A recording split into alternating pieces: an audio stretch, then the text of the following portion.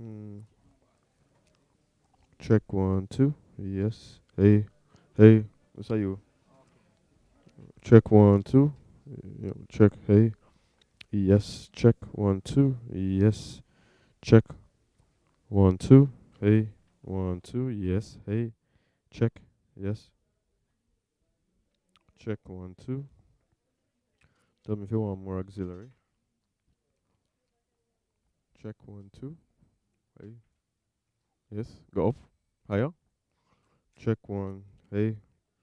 Hey. Hey. Hey. Hey. Hey. Hey. Hey. Still one more.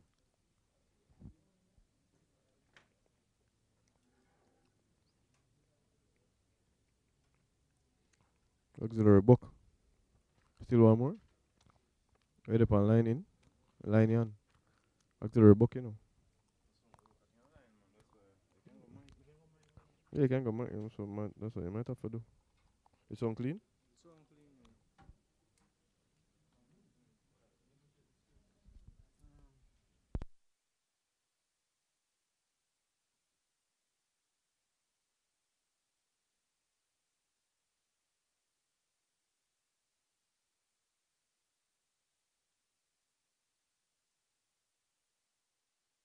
Check one, two.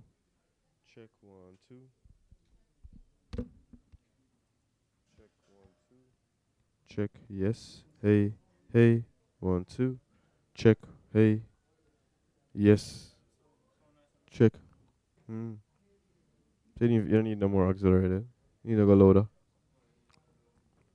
Okay. Check one, two, and them look balanced.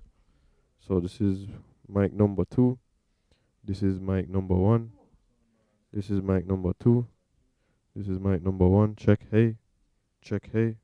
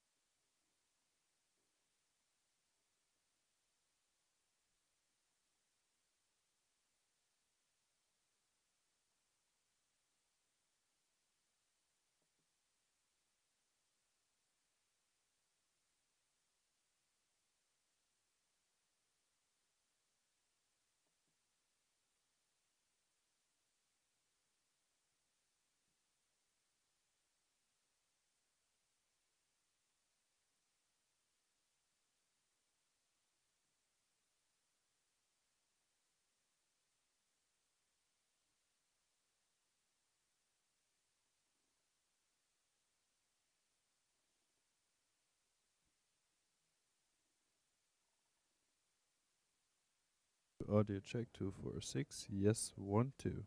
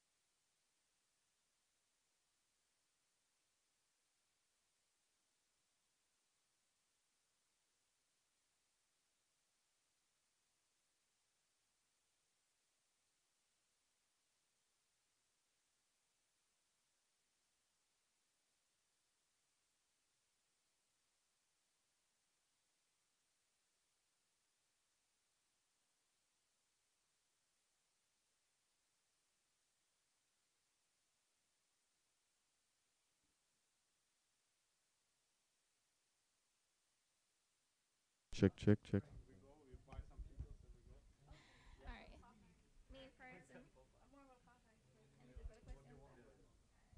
Check 1 2.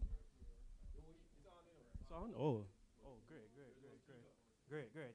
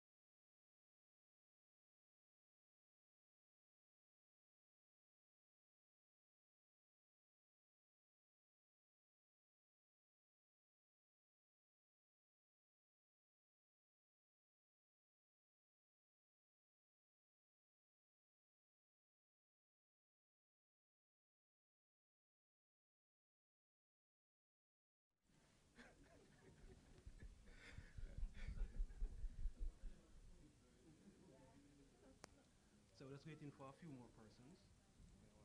Okay, it's about 2 more minutes. Oh yeah, man, no problem, sir.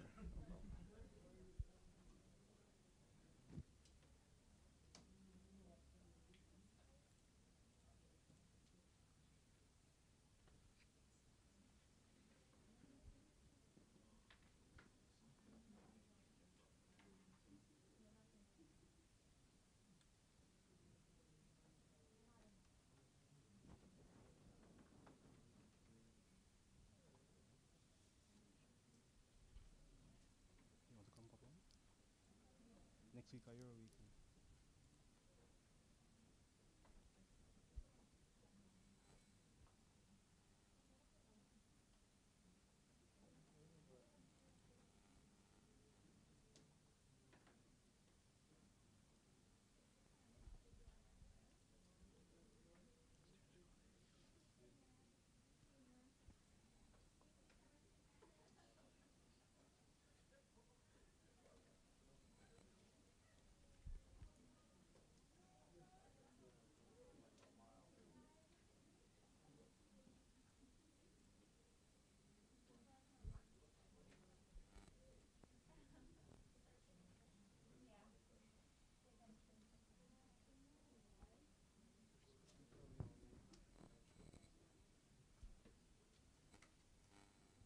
All right, so ready? Ready? Hmm? All right. We can't start the video. No, no, no. 1 second.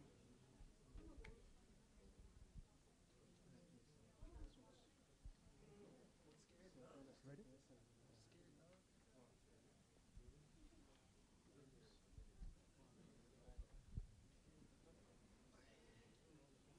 Right, ready? Good afternoon, everyone.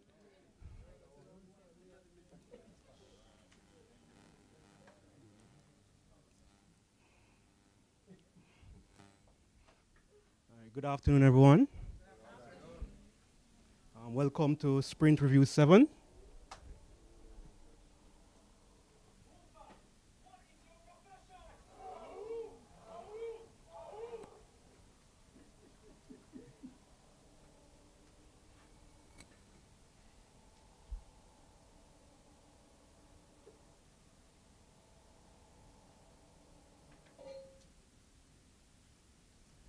Okay, thank you very much, guys. Now, I must say good afternoon to those who are streaming live from your respective domains. Thank you for being a part of this journey with us. Although you're remote, you're still a part of this journey. Now, I'm just going to give you a little rundown on basically where the lab is coming from to where we are now. Now, initially when we started with just an idea that we wanted an unsecured loan. Now, basically, transforming this whole landscape digitally would involve is treading on territories that we have never been on before. So basically, we did certain ideation sessions and had certain stakeholder interviews. And what we came up with are some personas. Now, what these personas do is it embodies all of the research that came about. And so we were making solutions based on these persons. So our lab is really what you call customer obsessed, right? And that's the new mantra for what NCB is trying to achieve now. So basically, we started around 12 weeks ago when we started, and then we started our sprints 4 weeks after that. Now, initially, we started our sprint. In sprint 1, we had about 2 stories.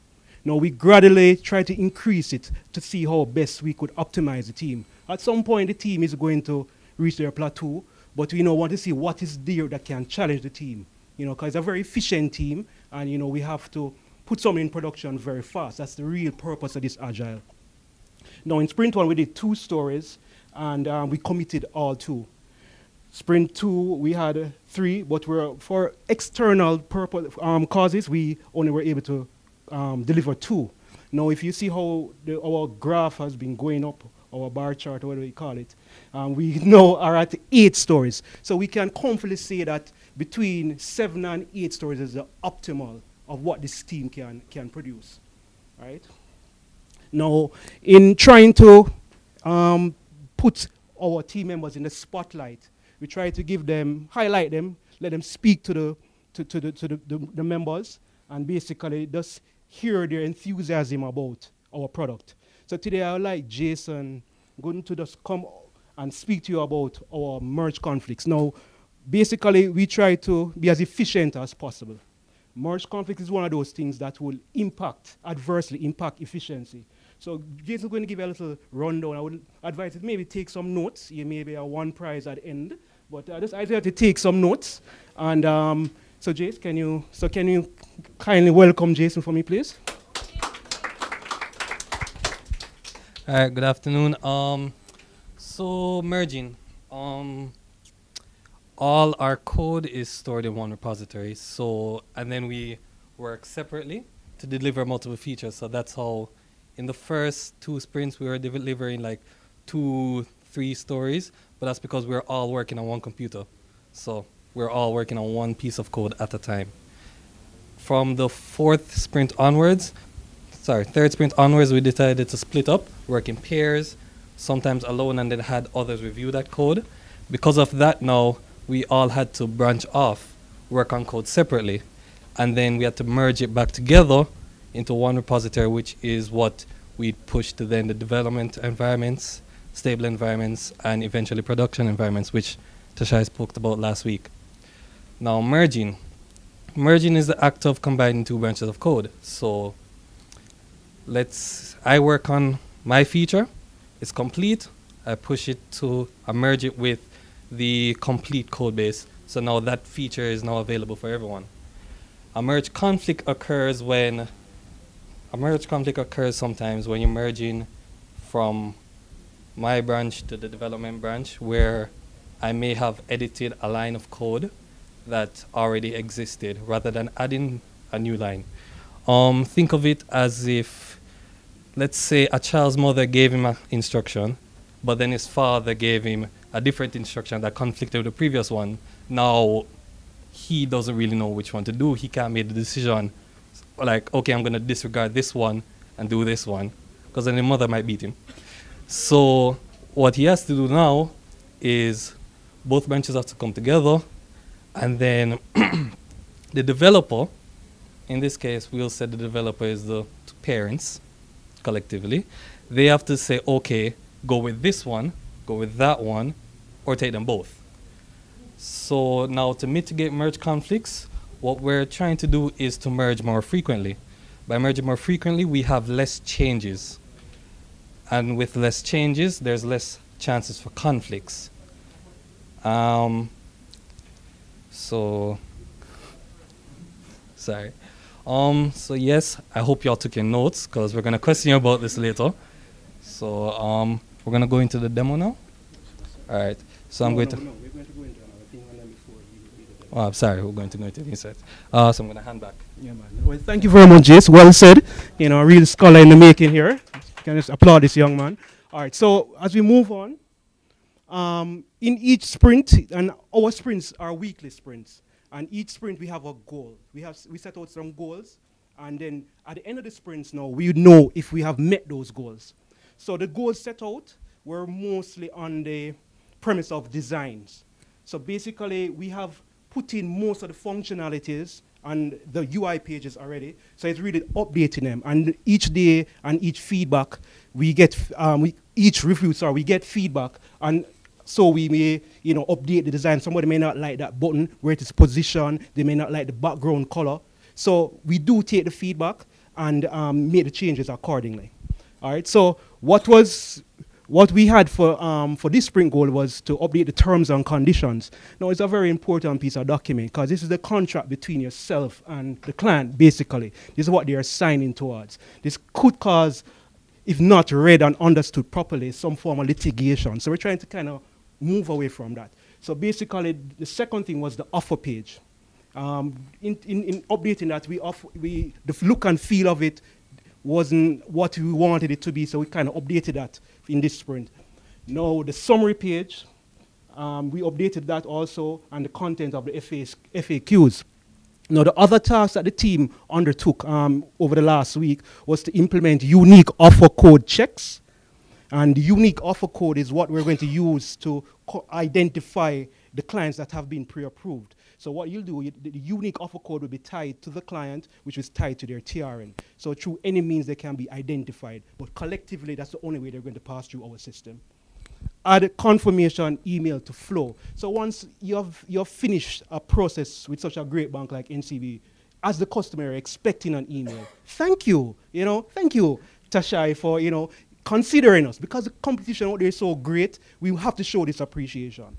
And the confirmation email is what we undertook last. No, what we did last week, this is an interesting part, is that we got key insights from the last week's sprint review, and we also had a demo. Some of the persons took part in the demo at the front of the building. Now, some of the key insights that you guys gave us was that the RIB credentials page should be much more clearer. Now, in our application initially, we had the word RIB. To us, we understand what RIB means, but to the common person out there, it would be like, what is RIB? Rib cage? What is it? What is it? And so we had to kind of soften the language somewhat, take out this acronym and replace it with a word. So basically, we have fixed this part. What happens when a client takes less than the approved limit? No, this was outside the scope of the lab. But being who we are, we try to at least address each aspect that will make the customer experience wonderful. So basically, we were allowed, we got the go-ahead from credit with the help of Xavier. Thank you very much if he's not here. But we got the approval to allow them to toggle the limit. So a person would be able to say, instead of taking it for 5 years, I can take it for 4 years, right? Once I can manage it. So the system would do the requisite checks. They'd have a maximum amount that the client salary can afford. And then within that band, they can toggle to see, well, or this, they can go lower or whatever. All right? And then the security questions should rotate. Now, currently, we have 7 security questions. Now, the questions, basically, it's used for persons who don't have a RIB profile, but want to be, they have been pre-approved and want to be a part of this wonderful experience. So basically, they would input their TRN number, accompanied with the security question. Now, there are 3 security questions. I think customer care uses and other divisions within the NCB group use it. Now, this is used to identify that person. So once they are identified, it would go through and they could continue the process as usual, as if they had an RIB. And at the end, we do give them an opportunity to sign up with an RIB. All right? Now, this is the important one. We had a setup is usability testing last week at the front, and the numbers don't lie, and these numbers are real numbers. No, we had 9 participants that took place, a cross section of persons, a very diverse set of persons, different areas of the bank, right? They came on, and what we were looking for is a feedback in 3 areas, key areas, which would be the experience, what their experience was like, would you recommend it, and what the time it took for the completion of this process. Now, for the experience, what was the experience like? Now, we had a mark of between 1 to 5. And those 9 persons, their experience, average, they give it a 4.5. So I think that is, it can get better than that, but I think that is a good start for the first testing. Now, would you recommend it to a friend or a family member? This was graded from lowest 1 and the highest being 10.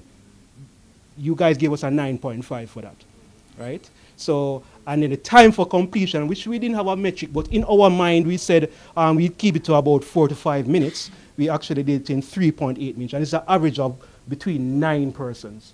And the average time was 3.8 minutes. So you see, guys, I'm telling you, this is going to change the whole financial landscape when we go live with this. Because if you can get a loan within 3 to 8 minutes, you know, and I mean, this will help us as NCB Group to maintain the #1 posture that we currently have. It's easy to, not very easy to reach to the top, but staying there is what really requires the work, right? So basically, this is, you know, proactive measures in which the bank is taking now to protect their posture in the industry. So basically, we'll part, I know I've been talking a bit too much, but basically we'll be giving you a demo now, which I know you're excited to see. I'll ask another one of our key developers, Michael, to come and take us through that. Thank you very much. Good evening all. Thanks for being here with us and listening online. Also, thanks for joining us. All right, so today we're going to take a look at our landing page. Looks similar to what you may have seen, but we have changed the FAQ section, and that is what we will actually have in production. All right, so if you go ahead and select it, so these are the actual information that would be presented to the customer. So we are actually getting ready for production. We've actually deployed to stable for the most part, and we want to have as much information reflected when we go live. So this is the actual information that will be reflected. So we have updated that. Now, in terms of another change we have made is to integrate the unique offer codes. Before we used TRN, but we have switched over to the unique offer codes. So let's go ahead and put that in. It's 6 characters, alphanumeric that is. And could you explain to them the reason why we chose the alphanumeric? Well, it's for security. It's a security concern. Clearly, when you have just a specific, let's say numbers, that's 9, and you do your computation as to how many different variations you could have, that's pretty easy to run through and find a valid number. But when you have alphanumeric, that extends it by a lot, right? At least 26 characters. So that works. So let's proceed. All right, so we've changed the design here as well. Before it was a lighter blue, but we've changed it that I think, and you can give your opinion on that when you make your comment, that it's a little bit more catchy, in my opinion. You can make the adjustments just the same. You could toggle along. And what we have also done, if you look at the continue button, before you could have proceeded before it recalculated. We have made that change, so that will not give anyone the opportunity to say move on with the assumption that, hey, you told me that it would have been a 5-month or 5,000 payment. So we've tied that into the process, so you cannot move on without actually seeing what the amounts will be. All right, so let's move on. All right, so before we actually log in, this screen, it was discussed a bit. We present to the individual the option to log in, RIB, or Retail Internet Banking option, or the 3 TRN questions, right? For the person we're demonstrating with today, they have an RIB account. What we have done here as well, in terms of this, the actual term or sentence you're seeing displayed there, before you could actually see some of that displayed without actually loading all of the interface. So we've made some slight changes there, a bit of refactoring of our code. But let's go ahead and log in. Yes, we will update that. So it wasn't in our priority just now, but we have it. We're going to update it. All right, so we've changed this a lot as well, the design. It was looking a lot different for those who saw last week. We've added the back button, so let's go ahead and hit that. It will take you back to the page where you would pretty much edit the amount you want to accept, right? So, and you recognize that once you hit back, it wouldn't take you back through that authentication process. So it displays the account for disbursement, all relevant information one would expect from a loan process. We've also updated how the terms and conditions appear as well, and the error state. Let us try and proceed. So we've changed that. Before we had some text displaying under the button or the term section based on what you did not select. We've pretty much have that there. One central area to display your messages. So let's go and view the terms.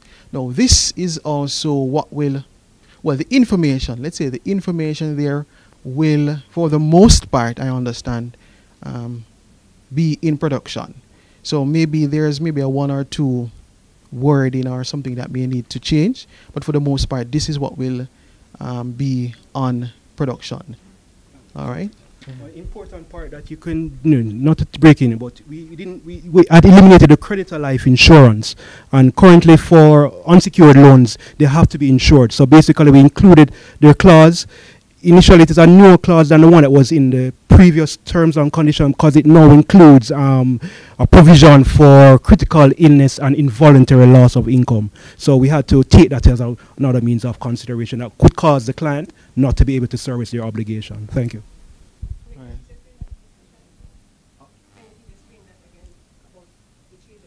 Okay. All right. So, in speaking to Chris Vendries, alongside with Stacy, they had said that the creditor life insurance that we're currently employing in other terms and condition contracts, we needed to be updated. So initially it was, if you say it was only speaking to protect against a financial burden for your loved ones in the event of death, full stop. But there are other situations that may occur during the life of this person's loan, so it could include critical illness and also involuntary loss of your income. So you'll be covered under those other two circumstances. All right, thank you, Tashai. All right, so hitting done.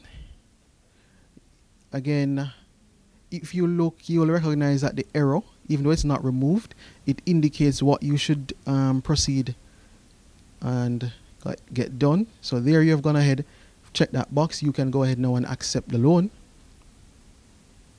All right, so while this loads, what we have done on this screen is to, or the process is to actually send you an actual email. So if we could bring that up. Well, we should have shown you the empty box before, but let us look at the time. 2:53, and I'm sure if you look at the time, it should be in that region, right? So let us look at the email, and this is a working template for the most part. So it will have most of the information you saw on the summary page. All right, so let's scroll down a bit. So we have the amounts, loan amount, the monthly payment amount, repayment period, the first date, we estimate that last date, the interest rates as well, and the terms and the conditions. If you go down to the end, you will see the actual terms and conditions. So most of this is the template is pretty close to what we will be using. We have a few changes to make clearly in terms of formatting, but we just ensure that we have most of the information there on screen to display. So we'll be updating that, but that would have covered most of the changes we have made this sprint. A few changes have been made that aren't obvious. For example, we have made some adjustments to how we build the code to have it deployed on various environments, and a few other bugs that aren't reflected in the major story. that we have displayed or shared with you today. But that would be it for us. Back to Tashai. Thank you very much, Michael. I know the persons are really engaged while you're going through that demo. No, basically, it's really the end of our review. But at this point, we would like to take the feedback questions at this time in regards. I will let you just turn on the light for me now, please. Yes, sir, Howard. Just a quick question. Back to the letter the email that was sent. Why does it say within the next business day? All right, so we recognize. No, you just asked. That was a question. All right, that's a very good question, and we had pointed it. We recognized it when we were doing our demo initially, but it was a bit too late to change it. But we do recognize that we need to change it within this 24 hours. So we're giving it some leeway for any form of latency that could be maybe calling a database, whatever. So we had to make a little provision there, so we could reduce it to, but we didn't want it to commit to 5 minutes until we had the proper amount of usability testing to say that we were confident that it would take only 5 minutes. We know in ourselves, but we wanted those usability testing to be our ground at which we, would verify that. Yes, John. In your terms and conditions, whereas I know you're not pulling a credit report for this particular product, it's always important, and we have been encouraging it, that we always take consent. So even though we're not going to pull a credit report, every engagement that we have with a customer, we try to ensure that we get the customer's consent to pull a credit report. Because for this loan, maybe a year from now when you're doing a review, we might need to pull a credit report on the customer. So getting the consent now serves to satisfy that requirement in the future. So maybe we should just put it in. Yeah, I think that's very interesting. And you could just write it down on the sticky note. I know that's very forward thinking, so we would really accept that and put it in the backlog. Darren?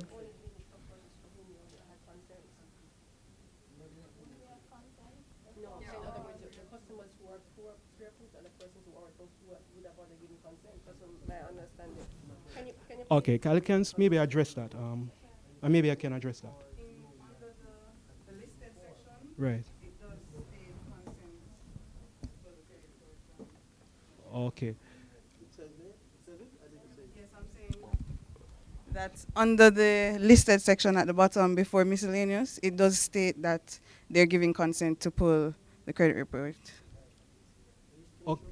Okay, you can go back, but I can, while we go back, while we navigate back to that era, we can address Trisha's concern. Now, basically, Trisha, especially this MPT, does not require a credit report. Basically, the bank was saying that they are willing to take this exposure up to this 500,000 without actually pulling a credit report. So going forward in the other MTPs, we'll be sure to be using that as a way of verifying and approving these persons. But definitely for this pre-approved one, it was not required. All right?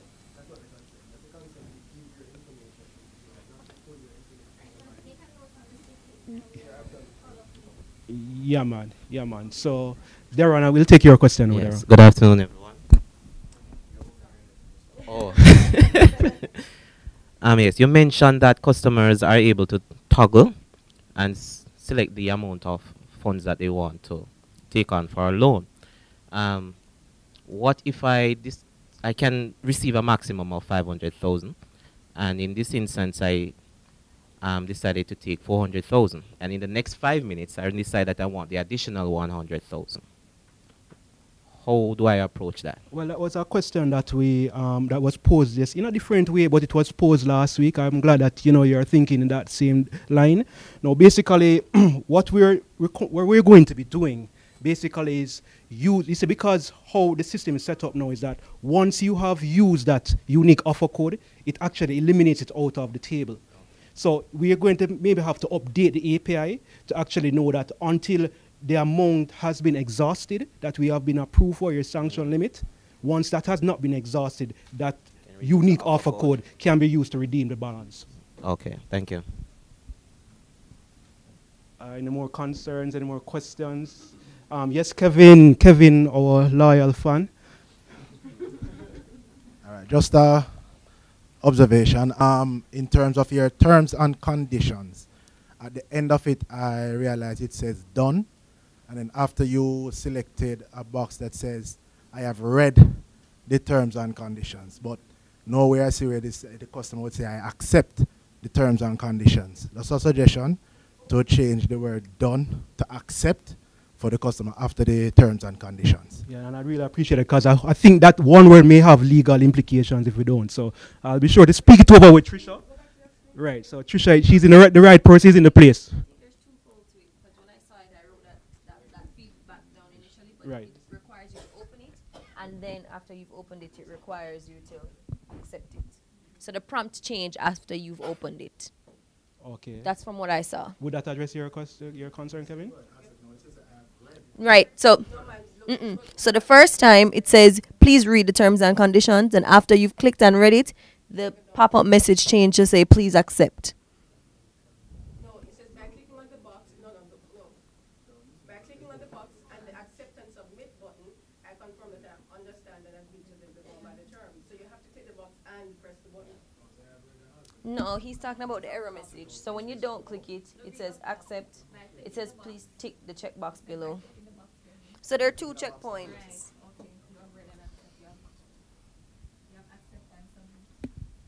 There are two checkpoints. All right. So would that address your concern, Darren? Well, it wasn't my concern, it was Kevin's. Okay, Kevin. All right. So then more questions. We're kind of being time boxed and we're running a little bit over time, which is about 3 minutes over time. Just a comment. I realized that on your summary page you mentioned the repayment period. It said 60. I think there should be some measure there. It should be 60 months. That's why we have you in the review, sir. Thank you very much for that observation there, man. So, you made a note of that on one of the sticky notes, right? All right. So, basically, we do thank you for the feedback. You do thank you for participating. Although you're not a part of the core development team, you see what impact you can make when you do come to the reviews. So basically, tell your friends about it. We'll be having another usability testing before the end of the week. We may be utilizing the canteen over by the atrium alongside the one in the 29. So you can come by during the lunchtime, get a feel of the tablets. We'll have different devices. So we'll have a laptop. So if you want to feel like you want to do it on the tablet or do it on the laptop, it's your choice. But we do welcome the feedback, and it's 2 weeks before going into the production space, so we'll take as much feedback as possible. But again, guys, I do thank you, all those that have been streaming live. I do thank you again. You can send us an email. If you are not located here, you can send us an email, and we'll respond to it accordingly. But thank you again, guys. All the best to you.